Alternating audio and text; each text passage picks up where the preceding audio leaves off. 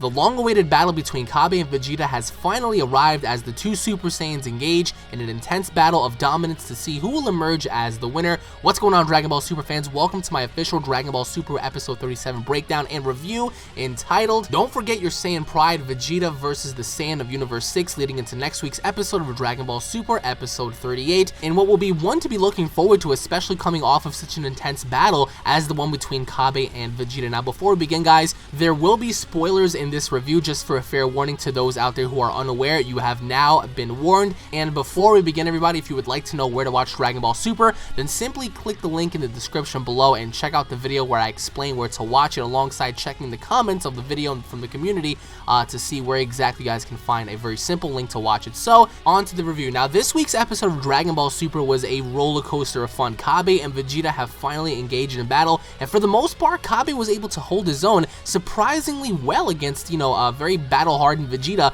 which surprised me, especially knowing that, Vegeta at this stage in the game, coming off of, defeating Golden Frieza and training for 3 years within the time chamber, Vegeta would be supremely stronger than he ever was before, only to be matched up by Cabe in battle. Now, granted, during the early portions of this battle, Vegeta did have the upper hand, but once Cabe transformed, the ball was in his hands. Now, Cabe's fast, you gotta give him that. Now, he was able to catch Vegeta off guard several times during their battle, and keep in mind, we haven't witnessed a Saiyan versus Saiyan battle since Majin Vegeta versus Super Saiyan 2 Goku, I believe.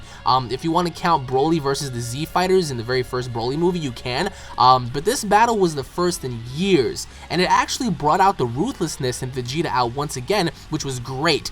There was tension clearly on Vegeta's end. There was lots of emotional investment because you felt how personal this was to Vegeta, especially with his pride being in the way of him being a Saiyan Prince and having to reflect onto the battle itself. Now, Super Saiyan God Super Saiyan was achieved and showcased towards the end of this episode, in case you guys were wondering as well. But prior to that, the setup between Cabe and Vegeta was going along very well. The early portions of this battle was actually controlled by Vegeta as seen, because to me, Vegeta seemed as if he was beating the ever-so-living Holy Ghost out of Cabe during the beginning, because of course Cabe said that he did not know how to become a Super Saiyan, and of course Vegeta punishing him by beating him up as a Super Saiyan himself. It was very, very intense, and you can kind of tell where Vegeta's coming from here, because obviously he expected more, and every single person expected more out of Cabe until he became a Super Saiyan, which was very cool, because once he became a Super Saiyan, that's when things started to become very, very interesting. But during the early portions of this battle, Vegeta actually took notice that Cabe had the exact same stance that Vegeta had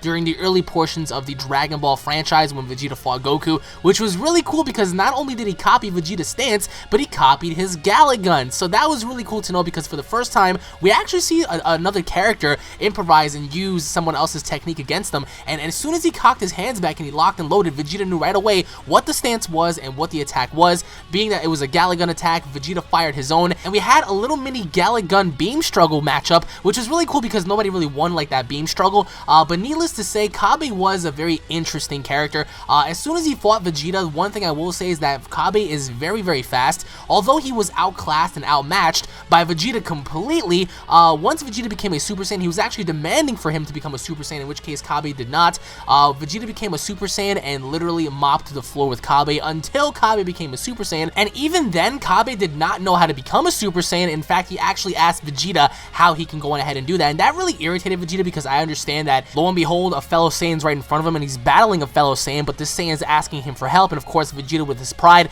does not want to help anybody when it comes to that. So of course, lo and behold, Vegeta becomes a Super Saiyan and beats the holy mess out of Cabe, forcing him and telling him he needs to become a Super Saiyan, otherwise Vegeta will destroy his home planet, Planet Salad. And that really irritated Cabe to the point where he literally slapped Vegeta's arm out of the way, and then he became a Super Saiyan. Now, this was actually very cool because when Cabe became a Super Saiyan, somewhat in a way, I don't know why it reminded me of when Gohan transformed into a Super Saiyan 2 and when Goku first became a Super Saiyan against Frieza, but nevertheless, when Cabe did that, he turned it up just momentarily until, of course, Vegeta just outclassed him completely. Cabe was throwing hundreds and hundreds and hundreds and hundreds and hundreds of punches, and you know what's crazy about that was the fact that Vegeta blocked blocked every single punch. He was able to register every single punch, no matter how fast Cabe was. And then Cabe proceeded to get the best out of Vegeta just momentarily, allowing him to issue and ensue like tons of ki blasts from the sky. And that was able to, like, you know, briefly stop Vegeta until he smiled and he launched all of the energy blasts back at Cabe.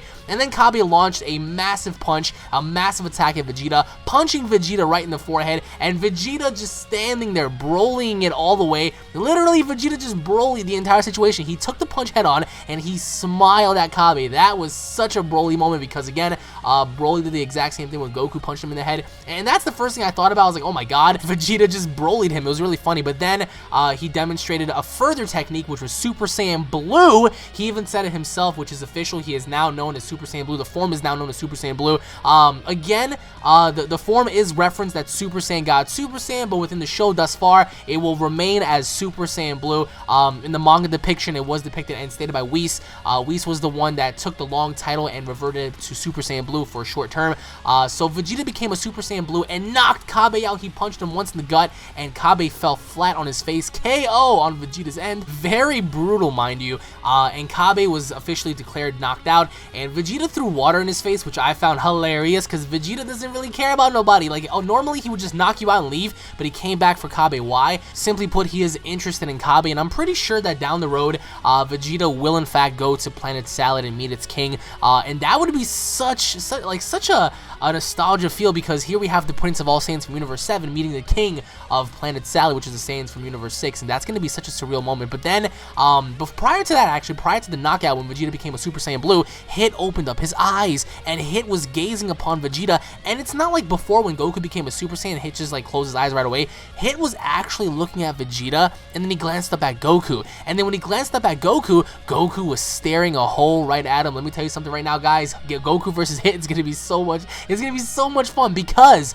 you can already tell where this is going, and especially in next week's preview, Hit, all right, I'll say this much: Hit decimates Vegeta. Hit decimates Vegeta so bad that I believe that I think Vegeta's gonna get knocked out next week, because during the episode preview, Hit was actually hitting Vegeta so fast that Vegeta was not even able to register a single attack even as a Super Saiyan God. Now that just goes to show how powerful Hit is. I mean, literally, the way he was fighting, it reminded me of Janemba, because of like his speed, because of, like, you know, the difference in his technique and stuff. He is a different character, this dude, and I said it from the get-go, he will be a problem, and that's exactly what the end result is going to be. He will result in being a huge problem to Goku and Vegeta, especially going into Vegeta's fight, because we get to see Vegeta as a Super Saiyan Blue. He looked bloody, he looked beat up, he looked very tired, and he looked like he wasn't even able to land a single attack, in which case I do believe that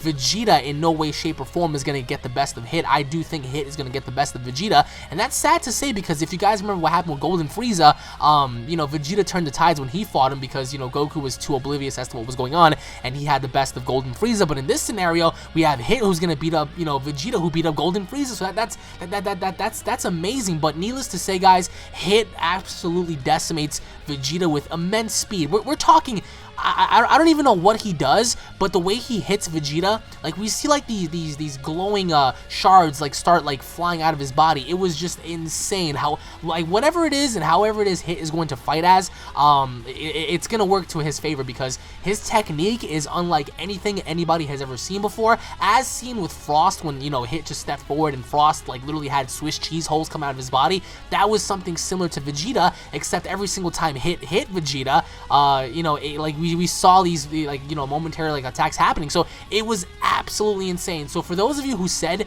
that Hit was going to be a problem alongside myself, who predicted him weeks ago, you guys are right. And for those of you that called Vegeta getting beat up by Hit easily, you guys were right as well, because next week, guys, is going to be the debut of the legendary Hitman Hit, and he will be challenging a god, and that god's name is none other than Prince Vegeta. It is going to be so awesome, guys. Let me know down in the comment section below your overall thoughts and opinions as to like what you guys thought about this episode. Did you guys like this episode? Did you guys hate this episode? Like, what are your overall thoughts on Cabe versus Vegeta? And what were you guys expecting? And what do you guys expect to see next week? Again, guys, I will have a discussion video up in a few hours showcasing my opinion alongside several others on, you know, Hit versus Vegeta, in which case it'll be so surreal because I cannot wait to see how that's going to pan out. But again, guys, once again, thank you all for watching. If you guys are Dragon Ball fans, don't forget to subscribe to my channel. That way you guys don't miss a single Dragon Ball video or update or review. If you guys cannot wait for next week's episode, if you guys cannot wait to see Hit versus Vegeta, then slap a like on this video, smash that like button, leave your thoughts down in the comment section below. How do you think next week is going to result? Because I think Vegeta is going to get knocked out here, because the way things are going here, we get to see a little preview of Vegeta just completely angry. He's out of rage. He is in a Super Saiyan Blue form, but I don't think that's going to hold him up much longer, because the way Hit fights, the way Hit moves, he's very, very mystique. Like, he's very majestic in what he does. And I'm actually second guessing Goku here. I don't even know how Goku's going to do it, because I do feel as if Goku himself is going to have a problem as well. I think it's all going to boil down to strategy in order to beat this guy. Even though fusions are banned and we're not going to see fusions, that would have been really cool if we got to see Gogeta versus Hit or something like that. But leave your thoughts down below, guys. If you guys cannot wait for next week's episode, smash that like button, spread the video, guys, to help support the channel. Again, I mean, like every single comment that goes down below, I'm going to read, and I'm going to feature it in my next update, which again, if you guys have any comments of your own that you want to showcase to the world, comment down below. I'm excited about this because Hit is such a lore building character. I mean, like, who knows, you know, like what kind of power he has behind his presence. And of course, Monaka was not featured in this episode. I mean, not at all, not even mentioned. And I still believe that Monaka will be last. But let's just see what happens here. So once again, guys, thank you all for watching. Tune in for the next video, and I'll be seeing you all later. Take it easy, guys. Peace.